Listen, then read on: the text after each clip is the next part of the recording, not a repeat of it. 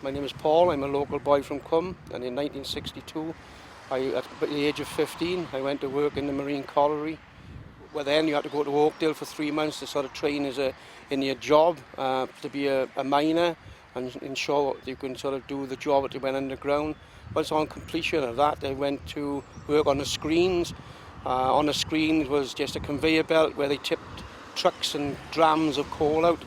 And then we had to sort out on there any slag which duly went into a different channel and then up the tips. I went underground at 15 years and 10 months, and then what they call then Boys Town, which is old colliers, then would teach you the techniques of mine working and on faces and the roadways. I couldn't come off of there until I was 16 years of age. At 17 years of age then I went and I worked with a man, Ray Seiss, who was principal, and we was driving head-ins, which is the main roadway. And at the age of 19, as a young man, I did have what I call a place of my own, which I was in charge of a man or a boy, and then we worked together. My boy at that particular time was 64 years of age, so I couldn't tell him much. And I went on from there into development of other faces until I finished in about 1968, October 1968. Another interesting story featured about the Marine Colliery was that General Montgomery came to the Marine Colliery, and on the steps of the Pithead bars he presented the military medal to a local lad whose name was Mr. Tom Shorthouse. On March 1st, 1927, there was an explosion in the Marine Colliery, and unfortunately killed some 50 miners, all from without the locality, from Beaufort, some from Cwm.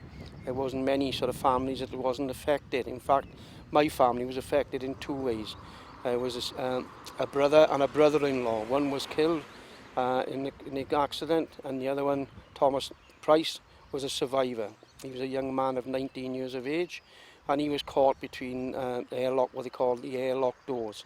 Bodies that fell on top of him, and the fact that he was face down and breathing the small amount of oxygen on the floor helped him to survive. Albeit he did have some mental issues because of the toxic gases that he did in there.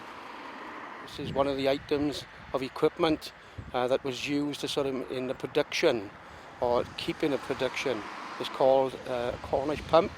It was mainly sort of driven by steam. That is the main feature of it. And it was operated in number 2 Colliery, which is roughly down by the Aberbeeg side rather, and number 1 was the side of Cwm. The pump is a very important feature for sort of keeping the pit alive. Also within the locality it was an old pit in Holland Street in Ebervale, which is known as the Prince of Wales pit. It was profitable in as much as if it sold the water that it pumped for 24 hours a day to the then Richard Thomas and Baldwin's. Had it failed, and consequently it would be a knock-on effect in as much as it would flood then in 1960s Wynnewood Colliery, and a knock-on effect then down to the Marine Colliery. It was important that they'd had backups, and this particular pump, a Cornish pump, is driven by compressed air. There would have been 1 pumps underground, and as I said, this particular one was operating at number 2 pit. One aspect is this particular pump was purchased at a cost of £3,000 many years ago, and when it was excavated before the Garden Festival, it was sold on then to Blaenau Council to put it here. Also with a feature locally just down the road is a memorial to the miners. Depicts a miner on a plinth made of marble, which was put together by the community's first people. Down on the pithead site itself, the solace that remains really is the 2 pithead wheels to show which was number 1 pit and number 2 pit. At a particular time, the colliery itself employed over 1,000 men, and at the close in 1987, I think it was down to 400 miners.